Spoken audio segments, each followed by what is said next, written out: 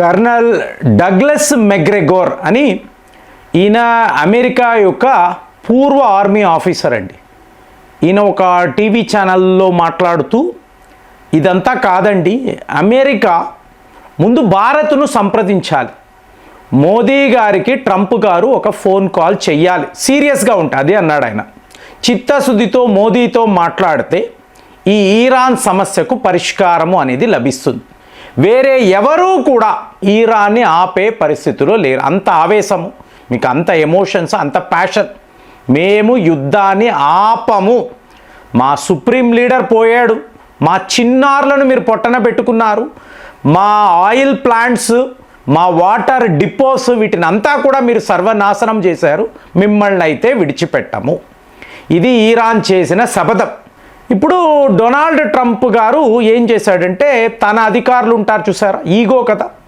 ఇప్పుడు war secretary, అలాగే వాళ్ళ ఫారిన్ మినిస్ట్రీకి సంబంధించిన అధికారులు, వీళ్ళు మనల్ని సంప్రదించారు. ఇలాగ మేము అనుకుంటున్నాము, మీరు మీ వార్షిప్స్ స్ట్రైట్ ఆఫ్ హార్మస్ వద్దకు పంపించండి, వేరే ఎవరు సహాయం చేయడం లేదు, మీరైనా చెయ్యండి అంటే మన జవాబు సింపుల్గా, మనం ఆల్రెడీ మా వార్షిప్స్ అక్కడే ఉన్నాయి కదా. ఇది ఎంత గమ్మత్తుగా ఉంటుందంటే 33 million barrels oils, Russian oils మనం ఆల్రెడీ ఆర్డర్ ప్లేస్ చేసేసామండి. యుద్ధము ఎప్పుడైతే స్టార్ట్ అయ్యిందో ఇది ఒక మేజర్ క్రైసిస్గా మారుతుంది, మనకు బాగా తెలుసు. ఇమీడియట్గా పుతిన్ గారిని కాంటాక్ట్ చేసి మీరు ఎంత ఆయిల్స్ కుదిరితే అంత భారత్కు పంపించండి. ఇంతలో అమెరికా వైపు నుంచి స్టేట్మెంట్, భారత్ రష్యన్ ఆయిల్స్ కొనవచ్చు, మేము వీవర్ ఇస్తున్నాము, 30 రోజుల్లో మీరు ఏం చేసుకుంటారో చేసుకోండి, ఎంత ఆయిల్స్ కొనాలో కొనుక్కోండి, మీపై మేము శాంక్షన్స్ విధించము. బాగుందా? సో ఇలా ఉంటుంది ట్రంప్ అడ్మినిస్ట్రేషన్ అంటే. తా చెడ్డ కోతి వనమల్లా చెరుచన అన్నట్టు టోటల్ సిస్టమ్ని ఇతను పాడు చేశాడంట. సో ఇప్పుడు చూడండి, America commission for international religious freedom అని అంటారు. చాలా గొప్ప ఒక సంస్థ. వీళ్ళు ఒక రికమెండేషన్ ట్రంప్ గారికి ఇచ్చారు. అంటే వీళ్ళు ఏం చెప్పినా మనం వినడం లేదు కదా, మన టర్మ్స్లోనే ప్రతిదీ జరగాలని మనం కోరుకుంటున్నాం. ఇది వీళ్లకు నచ్చదండి. వీళ్ళు చెప్పింది ఎవరైనా వినాలి, అలా వినే పరిస్థితి ఇవాళ ఎవరికీ లేదు, అయిపోయింది, ఆ రోజులు వెళ్ళిపోయాయి. వాళ్ళ ఆప్త మిత్రులు కూడా నో అంటున్నారు, డైరెక్ట్గా నో అంటున్నారు. అలాంటిది ఎప్పుడూ కూడా స్ట్రాటజిక్ అటానమీ కలిగిన భారత్ ఎవరి మాట వినరు. మనకు ఎలీస్ అనేది ఉండదండి, ఓన్లీ పార్ట్నర్షిప్ లేదా ఫ్రెండ్షిప్. ఇలా వాళ్ళు ఏం చేసినా దాన్ని సమర్థించడం, ఇలాంటి కాన్సెప్టే మనకు లేదు. యుఎన్ఎస్సిలో కూడా ఇరాన్కి సపోర్ట్గానే మనం మాట్లాడాం. అలాంటిది కోపము, ద్వేషము, ఏం చెయ్యాలో తెలియడం లేదు. ఇప్పుడు ఈ సంస్థ ఉంది చూసారా, వాళ్ళు ముందు ఈ ఆర్ఎస్ఎస్ని బ్యాన్ చేయాలండి అంటే డైరెక్ట్గా మోదీని బ్యాన్ చేయండి. మోదీ ఒక ఆర్ఎస్ఎస్ కార్యకర్త కదా, కాబట్టి ఆర్ఎస్ఎస్ను బ్యాన్ చేయండి. ఎలా బ్యాన్ చేస్తారు మీరు? ఫస్ట్ మీకు అమెరికాలో ఈ మెంబర్స్ ఎవరైతే ఉంటారో వాళ్ళకి ఎంట్రీ లేదు, అలాగే వాళ్ళ అసెట్స్ని అంతా కూడా టోటల్గా ఫ్రీజ్ చేస్తాం. మూడవది, వాళ్ళ ఐడియాలజీ అనేది అమెరికాలో కనిపించకూడదు. అంటే రేపు మీరు అమెరికా వెళ్తున్నారు, ఒక బొట్టు పెట్టుకొని వెళ్ళారు, లేదా ఒక కాషాయము వస్త్రం, ఒక షర్ట్ వేసుకెళ్తే ఇమీడియట్గా మిమ్మల్ని ఆపుతారు. మీరు హిందూసా? అక్కడ లక్షల మంది ఉంటారు. హిందూసా, భారతీయులా, ఈ కాషాయం వేసుకున్నారు, మీరు ఆర్ఎస్ఎస్ వాళ్ళ, ఏలియన్సా, ఇవన్నీ అడుగుతారు. సో రేపు దానికి కూడా మన వాళ్ళు ప్రిపేర్ అయి ఉండాలి. అలాంటి ఒక దరిద్రము ఇవాళ అమెరికాలో స్టార్ట్ కాబోతుంది. సో ఇప్పుడు ఈ ఫైల్ ట్రంప్ గారి చేతిలో ఉంది. ఆర్ఎస్ఎస్తో పాటు ఈ రా అంటారు చూసారా, రీసెర్చ్ అండ్ అనాలిసిస్ వింగ్, వీళ్ళని కూడా మనం బ్యాన్ చెయ్యాలి. ఎందుకు? ఖాళిస్తాన్ తీవ్రవాదుల మీద వీళ్ళు యాక్షన్ తీసుకుంటున్నారు. అంటే అజిత్ దోవెల్ చూడండి, ఇక్కడ మోదీ, ఇక్కడ అజిత్ దోవెల్. సో వీళ్ళని ఆపగలిగితే, వీళ్ళను బ్యాన్ చేయగలిగితే ఈ ప్రపంచానికి చాలా మంచిది. ఇలా కుదురుతుందా? మీరు ఆర్ఎస్ఎస్, రాష్ట్రీయ స్వయం సేవక్, వీళ్ళని బ్యాన్ చేయగలరా?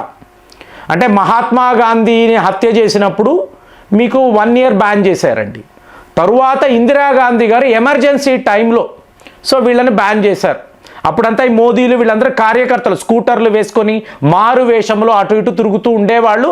అలా వీళ్ళకి కావలసిన సహాయం అంటే ఈ ఆర్ఎస్ఎస్ కుటుంబ సభ్యులు ఉంటారు చూసారా, వాళ్ళకి హెల్ప్ చేయడం, అది వీళ్ళు చేసేవాళ్ళు.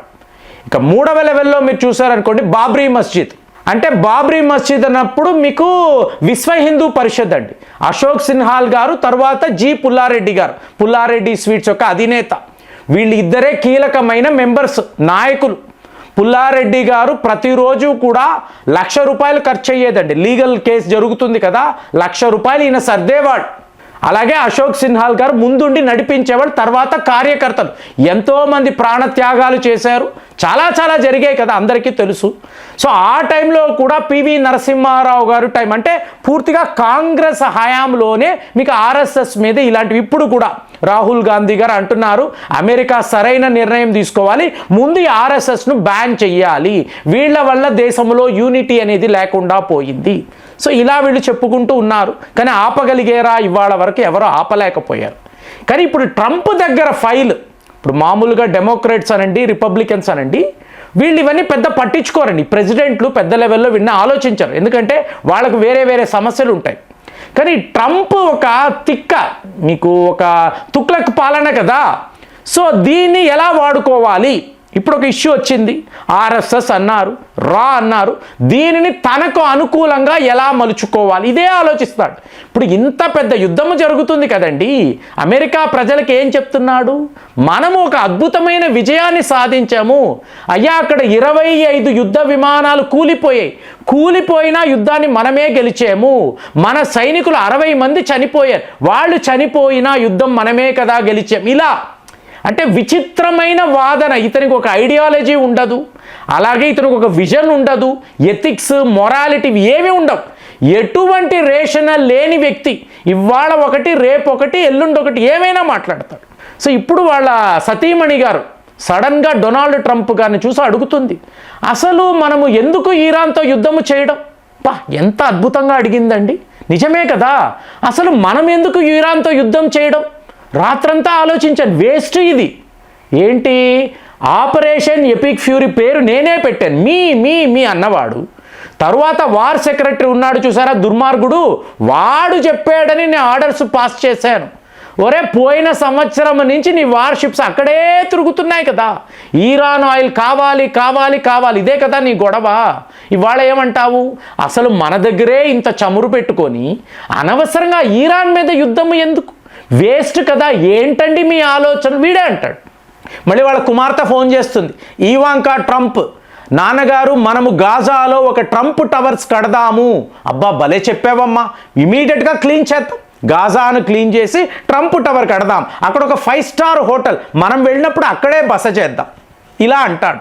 ఇంకా అల్లుడు ఫోన్ చేస్తాడు, మామయ్య బెంజమిన్ నాథన్యాహు వేస్ట్, ఇజ్రాయెల్కి నేనే ప్రధానమంత్రి. అలాగే బాబు, ముందు ఆ బెంజమిన్ నాథన్యాహుని పంపించేయండి, నువ్వు వెళ్ళి అక్కడ కూర్చో. ఇన్ని చేస్తాడు. ఎందుకంటే మీకు అంటూ ఒక ఆలోచన, ఒక ధోరణి లేనప్పుడు ఇవాళ ఒక మాట, రేపు ఒక మాట. ఇప్పుడు అమెరికాలో సైనికుల మరణము అనేది చాలా సీరియస్గా తీసుకుంటారు. ఎప్పుడు కూడా వాళ్ళు తక్కిన వాళ్ళు మరణించాలనే చూస్తారు. అలాంటిది ఇంతెంత మంది, ఇప్పుడు ఆ ట్యాంకర్లు పేలే కదండి, లోపల ఉన్న అమెరికా సైనికులు అందరూ మరణించారు. F-35 నడిపిన వాళ్ళు ఎంతోమంది మరణించారు. సో అలాంటిది నువ్వు ఏం మాట్లాడుతున్నావు? పోతే పోయారులేండి, ఇవన్నీ జరుగుతాయి కదా, యుద్ధం అన్నప్పుడు ఇవన్నీ జరుగుతాయి కదా. మరి ఇవాళ యుద్ధమే ఎందుకు మనం చేస్తున్నాం? వేస్ట్ కదా, ఎందుకు చేయడం అండి? అందరినీ తిరిగి వచ్చేమందాం. ఏది ఇబ్రహాం లింకన్ని, అలాగే జెరాల్డ్ ఫోర్డ్, అన్నింటినీ వెనక్కి వచ్చేమందామంటే పోయిన వాళ్ళ పరిస్థితి ఏంటి? అదంతా జరుగుతుందిలేండి, గెలవాలన్నప్పుడు ఇలాగ మాట్లాడతాడండి.